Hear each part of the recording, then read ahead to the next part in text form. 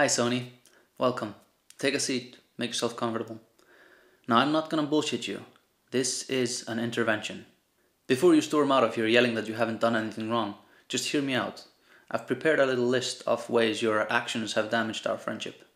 And you promise not to laugh at me if I start crying. This is a very emotional thing I'm doing right now. Even though Nintendo's NES was my first console, your PlayStation was my first true love. I used to play that thing till my eyes bled and then fall asleep at the soothing music in the background of that interactive dolphin thing that came pre-installed on it. I loved that thing. Then, a few years later, you gave us the PlayStation 2. Now I know you tried your best to keep the initial prices low, but me and my brother still had to pitch in with my parents for them to justify giving it to us as a Christmas present. You could have tried to knock the prices down a bit. Other than that, it was an amazing console and I loved every minute I spent with it. A couple of years later, you gave me the PlayStation Portable. I had never been one to play games on the go.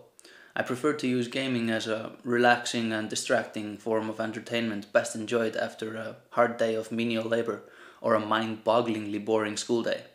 But when I tried some of the fantastic games you had on offer on that thing, I knew that another superb product had come my way from one of my best friends in the world. I especially liked the fact that I could use the same memory card for the PSP and my phone. That was fantastic. In 2007, I had a bit of extra cash. I wanted a new console, but everybody kept telling me to stay away from your recently released PlayStation 3.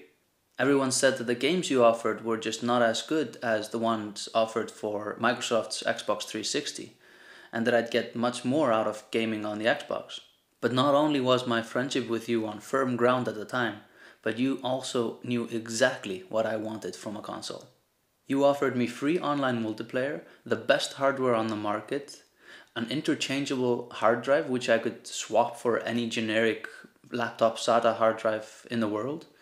But best of all, you offered me the choice to install another operating system on my console and effectively using it as a home desktop as well. What technology/Linux nerd could resist such an offer? For a minute, I actually thought I would never have to upgrade my PC again. How stupid of me. I, of course, bought the cheapest version of the PS3 as I still had a working PS2, so the backward compatibility of the more expensive models didn't really appeal to me. The next week, I went out and got myself a 7200 RPM 500GB hard drive to replace the 40GB that came with the PS3. I partitioned 10GB for a new operating system and 490 for the PlayStation, installed Ubuntu Linux on the new one, and downloaded demos like crazy. Those first couple of years with your system were amazing, and before I go any further, I would like to thank you for them from the bottom of my heart. Thank you. In 2010, you really tested our friendship. You removed a piece of my system, a piece that I was very much enjoying. You forced me to choose between being able to use the system as a desktop or simply not being able to use the system at all. You threatened me to take away my online capabilities, my ability to watch Blu-ray movies, and my ability to play any game released after September of that year if I didn't relinquish my option of having Linux on my PlayStation. Who the fuck do you think you are? That was my PlayStation. You told me when I bought it that I would be able to run Linux on it. And then 2 years after I give you my money, you just simply take it away? Hey, where do you think you're going? I'm not finished with you yet. There is a hero in this world, a nerdy hero who I really admire. You don't like him, but I do. His name is George Francis Hotz. He sought, using his own free time and expertise, to give us back what you stole from us.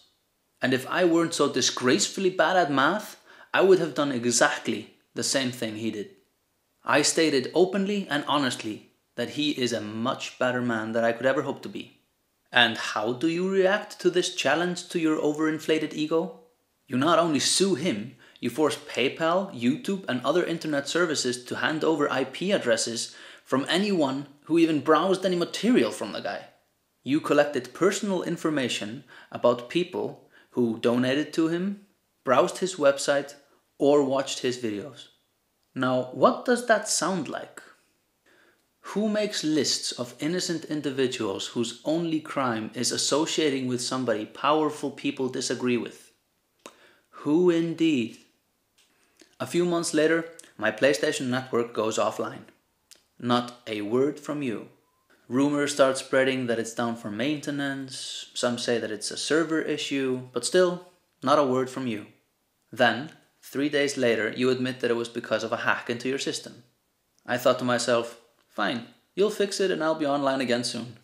Then, 4 more days pass until you finally inform us that our names, our physical addresses, our emails, shoe size, shape of genitalia are in the hands of some third-party hackers.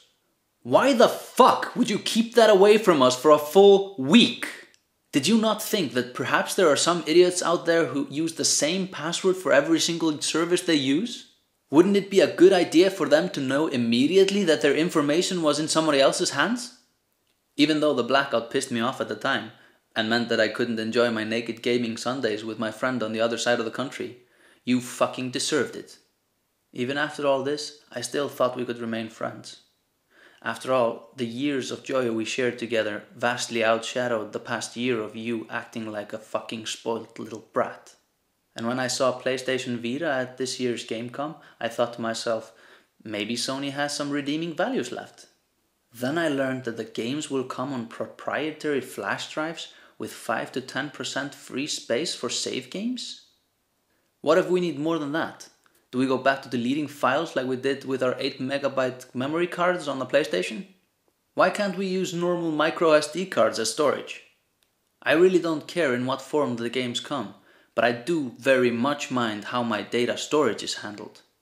What happened to the company that thought about the consumer's comfort first? What happened to the company that thought ahead and made provisions for its customer to upgrade his product himself as time went by?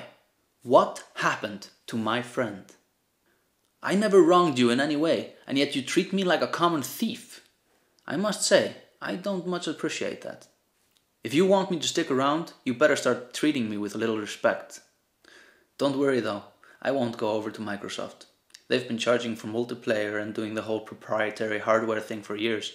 They have absolutely no chance of nabbing me. No, I think I'll just go with the only thing that has the common courtesy to lube me up before it forcefully enters my rectum. My PC.